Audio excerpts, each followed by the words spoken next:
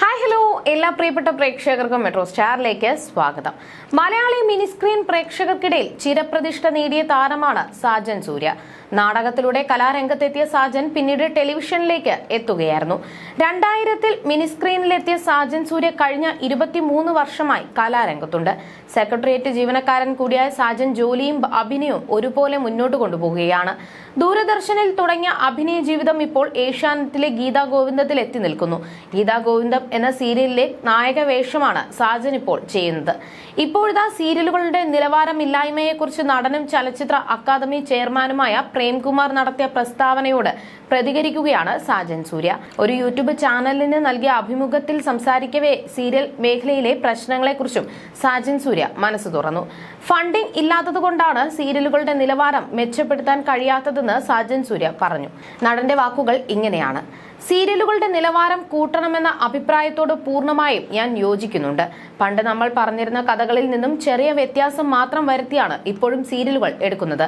പ്രേംകുമാർ ചേട്ടന്റെ പ്രസ്താവന ഞങ്ങൾ ആർട്ടിസ്റ്റുകളെ ഒരു രീതിയിലും ബാധിക്കില്ല.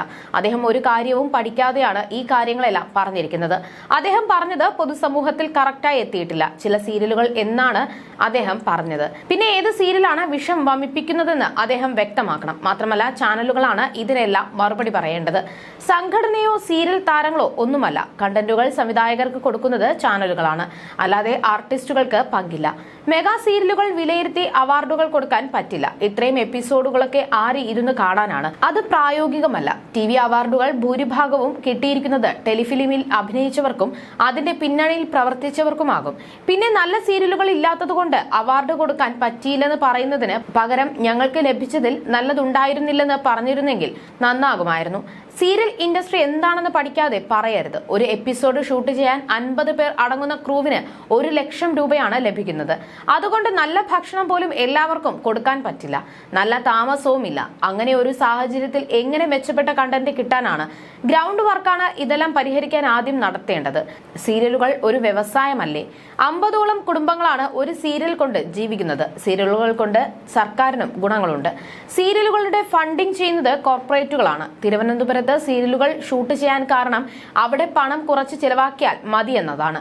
ഫണ്ടിംഗ് ഇല്ലാത്തത് കൊണ്ടാണ് കണ്ടന്റിൽ വ്യത്യാസം വരാത്തത്. ഒരു ദിവസം ഞങ്ങൾ 17 മണിക്കൂറൊക്കെയാണ് വർക്ക് ചെയ്യുന്നത്. കുറ്റം പറയാൻ എല്ലാവർക്കും പറ്റും. പ്രേംകുമാർ ചേട്ടൻ യഥാർത്ഥത്തിൽ ചാനലുകളെ വിളിച്ചു വരുത്തി ചർച്ച നടത്തി പ്രശ്നങ്ങൾ പരിഹരിച്ച് കാര്യങ്ങൾ മെച്ചപ്പെടുത്താനുള്ള ശ്രമങ്ങളായിരുന്നു പ്രസ്താവന ഇറക്കുന്നതിന് പകരം നടത്തേണ്ടിയിരുന്നതെന്നും നടൻ സാജൻ സൂര്യ പറഞ്ഞു.